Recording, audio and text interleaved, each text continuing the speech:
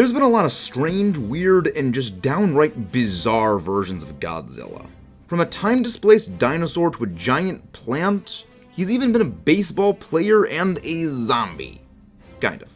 To even just an extra-dimensional invader. I guess you could call this Goji's Bizarre Adventures. Starting off with the zombie one. Well, not actually a zombie. GMK Godzilla, Godzilla, Mothra, King Ghidorah, Giant Monsters All-Out Attack. GMK Godzilla is the only expressly supernatural version of Godzilla we've ever had.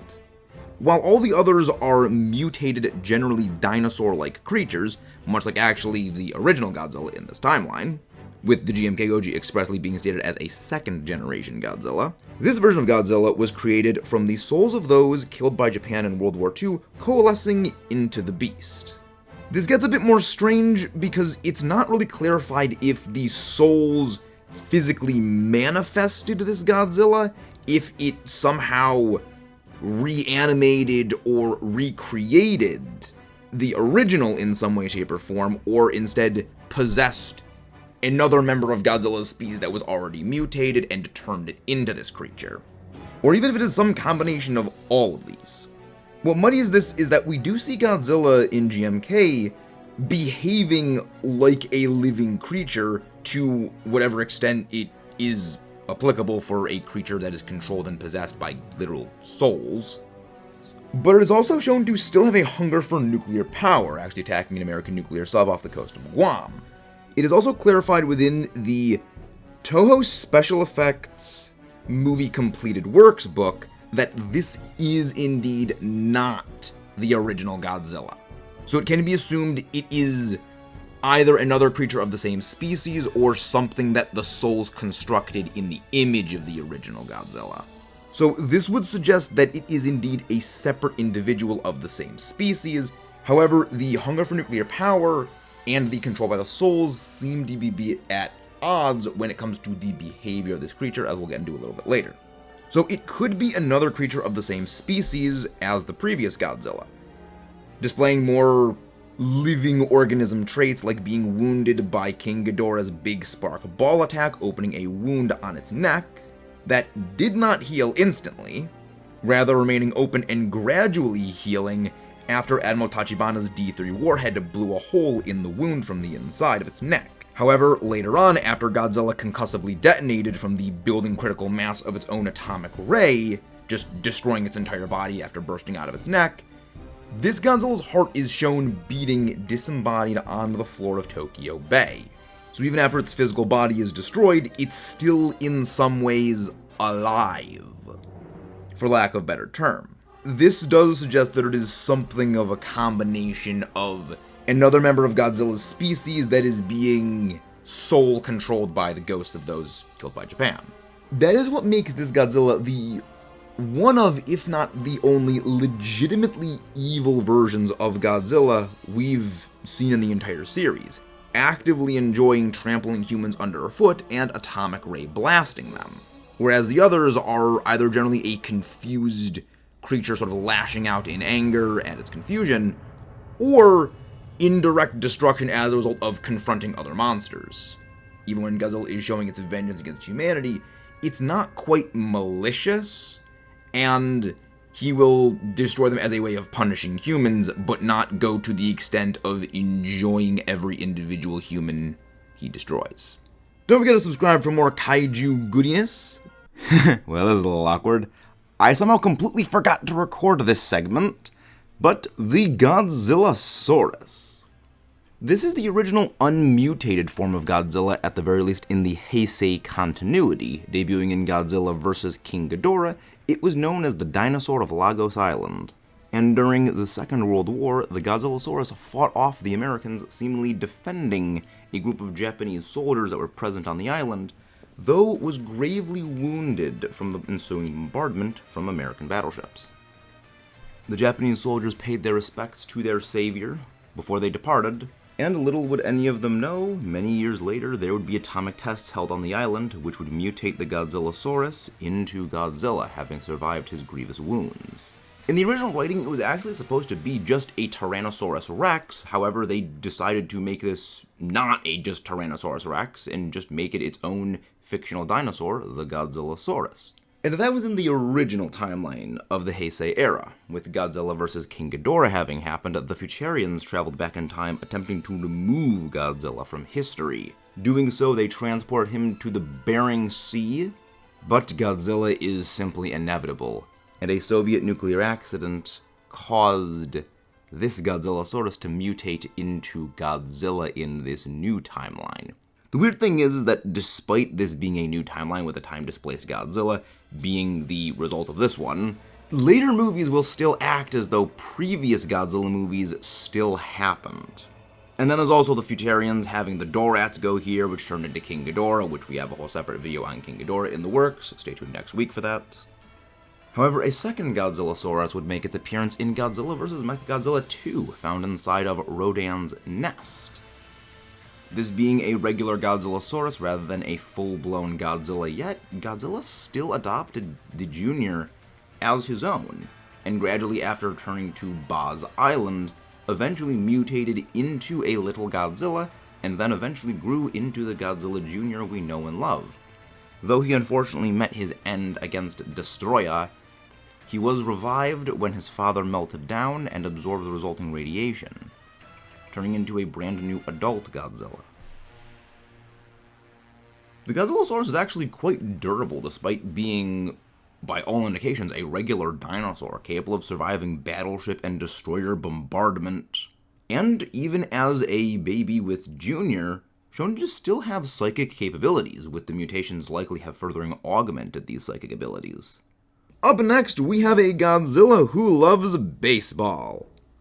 From the seas of Japan to the Atlantic Ocean, he's been smashing home runs, stealing bases, and even winning a World Series in 2009. Sadly, this is not our favorite big green titan in a rubber suit playing baseball, but rather Hideki Matsui. Apparently his nickname of Godzilla was originally an insult because of a poor skin condition he had early on in his career, only to be taken on later as a statement of his powerful batting abilities. On a more wholesome note, he actually had a cameo in Godzilla against Mechagodzilla playing baseball. All of that was actually before leaving the Nippon Professional League in Japan and joining the Major League Baseball League here in the States. Winning a World Series for the Yankees in 2009 and even being named the MVP. Yes, Godzilla was New York City's MVP. Oh, the delicious irony.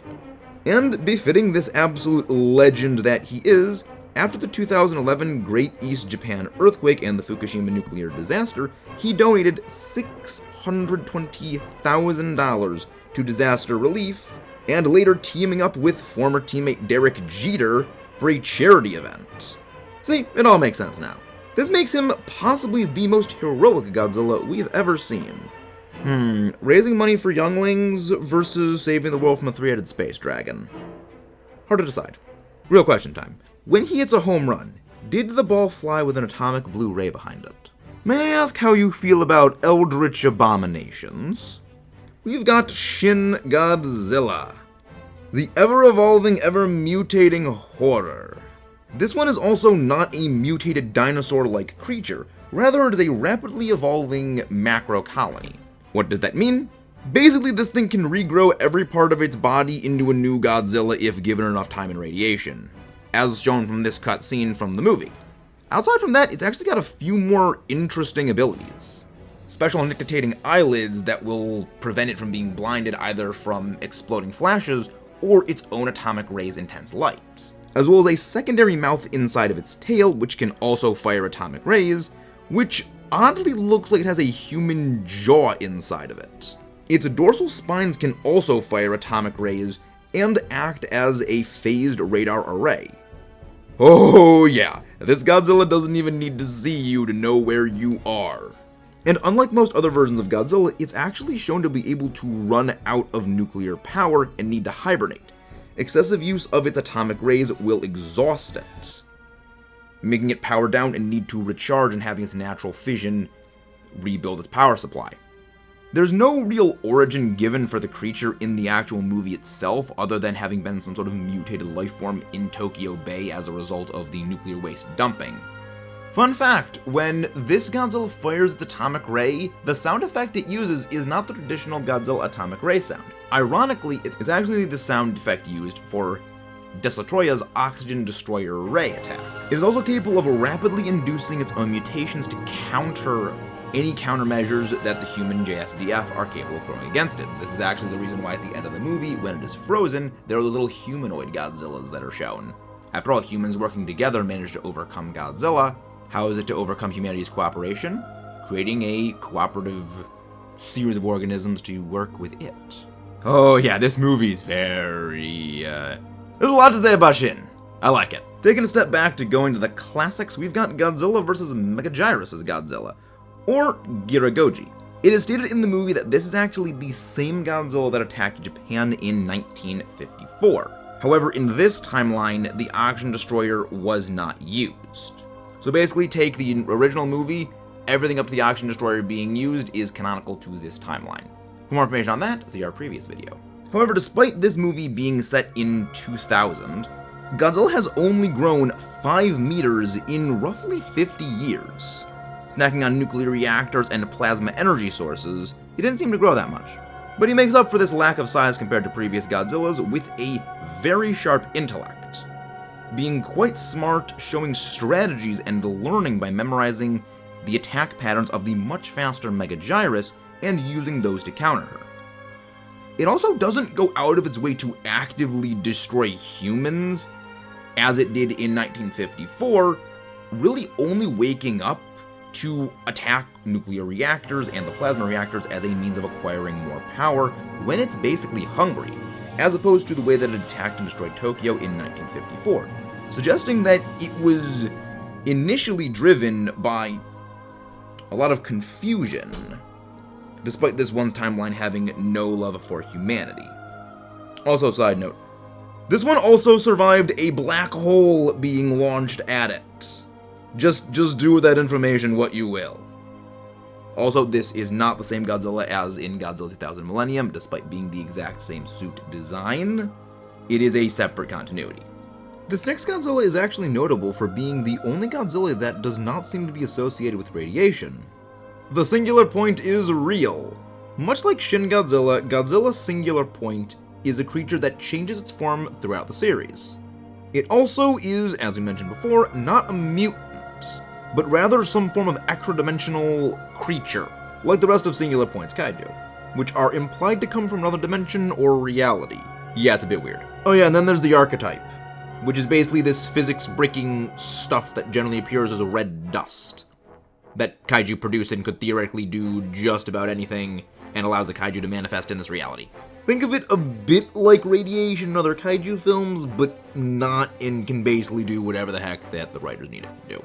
As mentioned, Singular Point Godzilla shifts from different forms, starting off as an aquatic form known as Godzilla Aquatilis, then morphing into Godzilla Amphibia, and then assuming the form of Godzilla Terrestris, before finally turning into the classic Godzilla-styled Godzilla Ultima. Each of the previous forms are actually similarly styled to other Kaiju in the Godzilla franchise. Aquatilis is very similar in terms of design, or at least has design elements of Titanosaurus, Godzilla Amphibia having elements of Varan, and Godzilla Terrestris having the coloration and some very loose similarities to the Gorosaurus.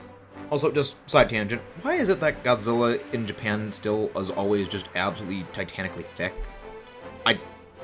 I just have questions. What happens when you take a dad-making robots, a radioactive dinosaur skeleton, and the Japanese defense budget, and smash them together? Well, you get Kiryu, a robotic double of Godzilla using a DNA computer control system that operates the subconscious motor functions of the machine, that upon meeting a still-living Godzilla, remembered its life previously when it was destroying Tokyo in 1954. So not only does this thing remember what happened back in the past when Castle Bravo wiped out its whole family, it now is resurrected from the dead, aware that humanity was making it fight another member of its own kind, and now is in a giant robotic battlesuit that is armed to the teeth with a double hypermaser cannon in its mouth, instead of the atomic array that it was used to before, but operates in much the same way, armed with twin dual rail cannons on each wrist, a back-mounted rocket and missile launcher pack, as well as the Absolute Zero freeze cannon. The only reason this thing was able to be stopped as easily as it was is because its batteries ran out. And with access to its back unit, it is capable of limited flight. Now, this limited flight heavily drains its battery, but also due to the sheer weight of the creature and the lack of size of the thrusters, it's more so guided falling than actually true flight. But it is capable of using these boosters to give it a significant speed boost in battle to either evade attacks, increase striking power, or for speed boost in combat, either evading attacks or body slamming with increased velocity. All in all, this is probably the only version of Mechagodzilla to actually make sense to be Godzilla-shaped. Oh yeah, this one also played baseball once. Fun fact. Godzilla Earth is the only version of Godzilla to actually not be an animal. Okay, not originally an animal. In this case, Godzilla Earth is from the Netflix anime trilogy, and originally was a plant. Utilizing horizontal gene transfer and gradually assimilating traits from various other organisms, it was able to assume the form of, well, the classic Godzilla as we know it. Originally 50 meters tall, it absolutely devastated humanity, overpowering all of the other kaiju roaming the Earth, and driving humanity off the planet.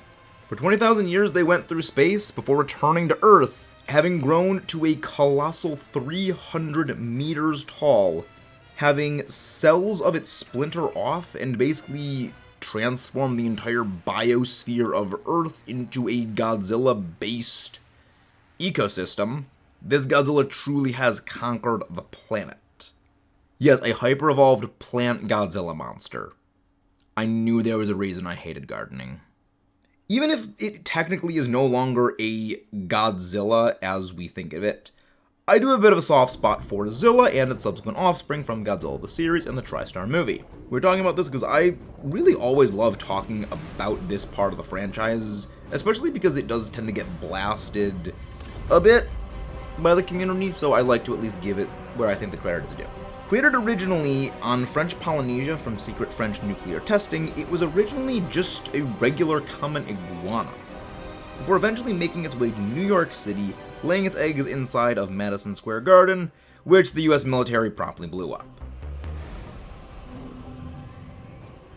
Before being trapped in the Brooklyn Bridge and taken out by a squad of F-18 Hornets. Wrong Hornet. There we go.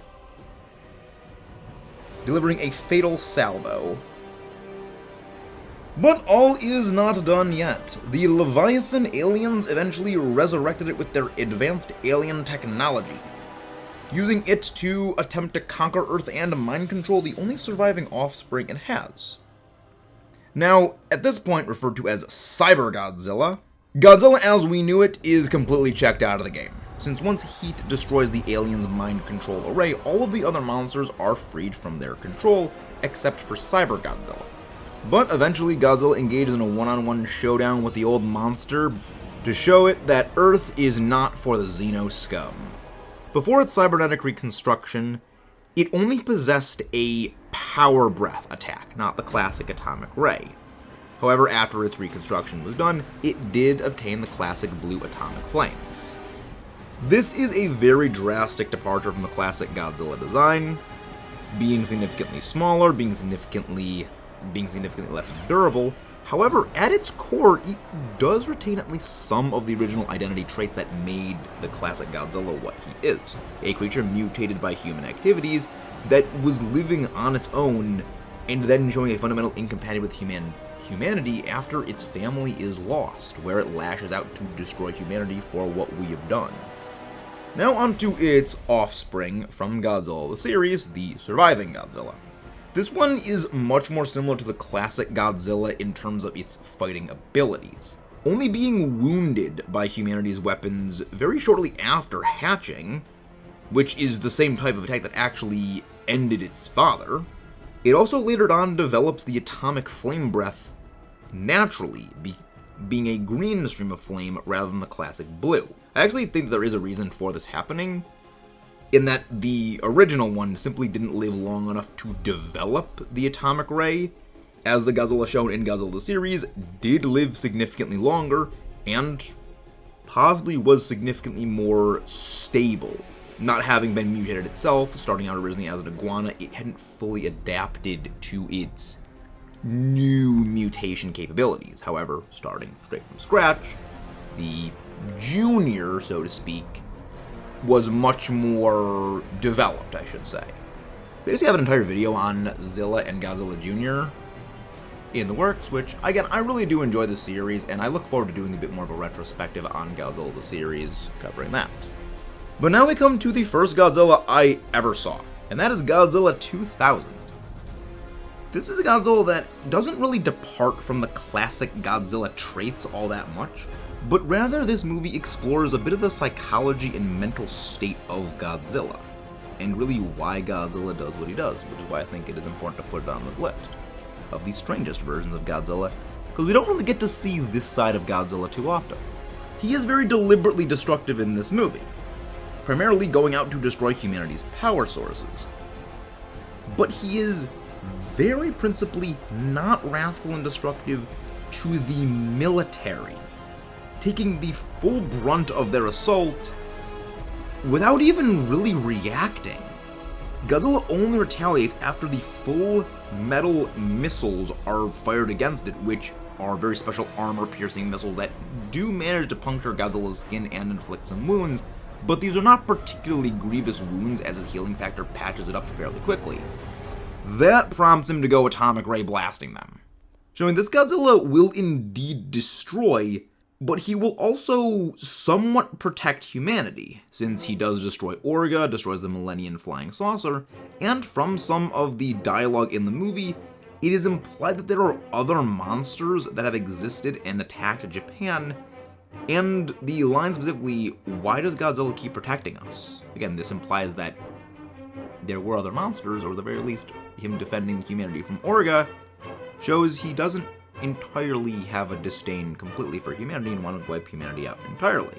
The closest we get to an explanation of this is the character who studies Godzilla the most throughout the movie mentions that perhaps there's a bit of Godzilla in each of us, that potentially this Godzilla recognizes that the destruction its predecessor caused and the destruction it causes are not that different than the destruction it witnessed when its own family was destroyed by Castle Bravo.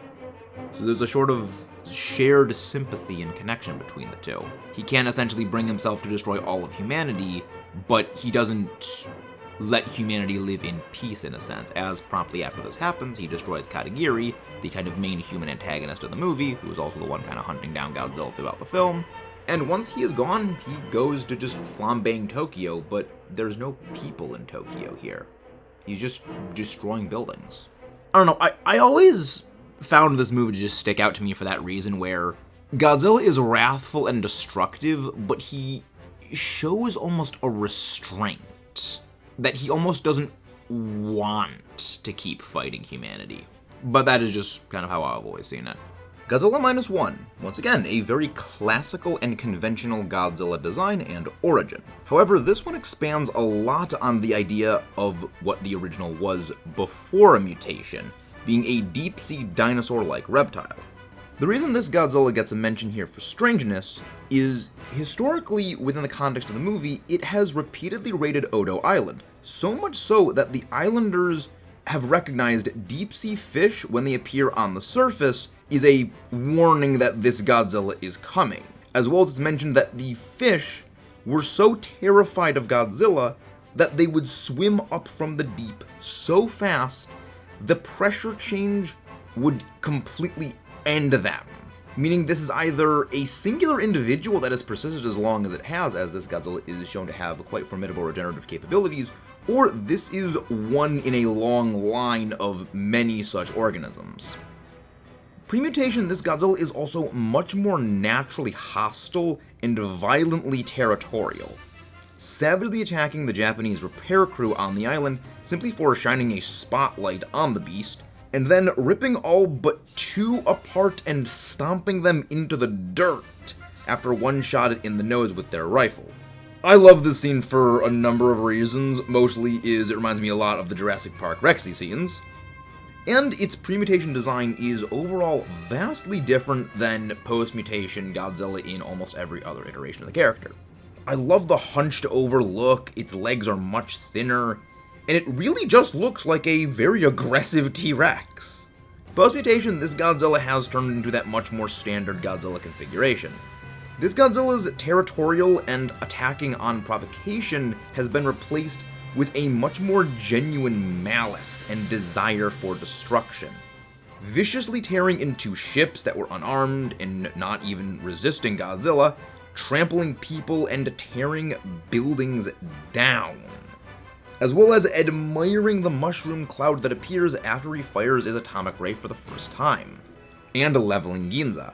On the topic of this Godzilla's atomic ray, it's actually so powerful, it damages his own body. You see the front of Godzilla's body singed and burning after utilizing this atomic ray.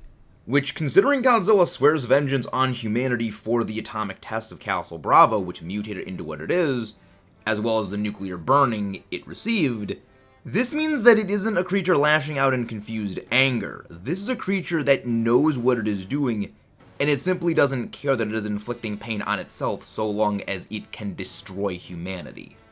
Speaking of this Godzilla's healing factor, while his body is largely capable of rebuilding itself, as demonstrated from Shikishima destroying the mind inside of its mouth, its regeneration is not perfect, its face continuing to bear the scar for the rest of the movie.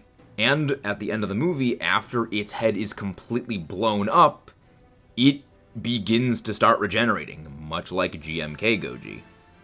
Now, this is a Godzilla we're going to be talking about in a lot more detail in a later full video review, mostly on Minus One and on that Godzilla in particular, so stay tuned for that.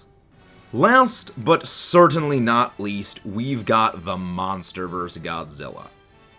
This one is not a mutant, but rather a natural organism that has always been, as well as the latest in a long lineage of his kind. As we've seen many remnants of other Godzillas, and even some that were significantly larger than our Godzilla. Which, side note, this is probably my personal favorite incarnation of Godzilla we've ever had. The global kaiju ecosystem the series has places Godzilla at the apex, with humanity having lived alongside all of the kaiju for presumably thousands of years. As a side note, this Godzilla is likely not even fully grown, since we have seen from others such as Dagon that they were bigger, and even as we've seen from Kong's battle axe, which presumably the handle is made from a thigh bone of a member of Godzilla's species, that is a thigh bone significantly larger than what our Godzilla is capable of having, so that means they get a lot bigger. He's probably not even fully grown yet. Since back in 2014, he was only 355 feet tall, and as of Godzilla Kong the New Empire, he is nearly 400. He's got a long history with the Kongs, and even his own kind's history with the Kongs. It's vague enough but detailed enough to be so interesting. This long blood-feud war, with one particular Kong actually managed to drive Godzilla out of his own den when he was a much younger Godzilla, to his largely unelaborated ancient duel with King Ghidorah, which left Ghidorah trapped in ice, the history he has with Mothra, how and why she's the only one to still ally with him despite Ghidorah's call for the others to turn against Earth, as well as being someone he views as an equal. Godzilla holds a great deal of respect for this version of Mothra, something I find fascinating, because any other kaiju he will immediately turn hostile to if they do not listen. That's the reason he goes out of his way to go after Kong in Godzilla vs. Kong. It's the reason he goes out of his way to try to destroy every Apex cybernetics research facility where they're working on Mechagodzilla. If you do not listen to Godzilla, he will fight you. But Mothra is the one that can rein him in, and he will listen to her. He very much appreciates the sacrifice that she made for him at the end of King of the Monsters, and this is not the only part of the history that they seem to have this long relationship from, which that origin I would love to see in greater detail. As in Godzilla Kong the New Empire, when she shows up, Godzilla immediately turns docile and almost a little bit shy when he stops fighting Kong. Almost like he realized he made a big mistake in immediately jumping into fighting Kong in Giza. So even though Godzilla is the protector of the Earth, he is not gentle. He will protect humanity, but he won't be careful if it calls for it. There's a lot of complexity to this Godzilla, both with his relationship to the Kaiju and his relationship to humans.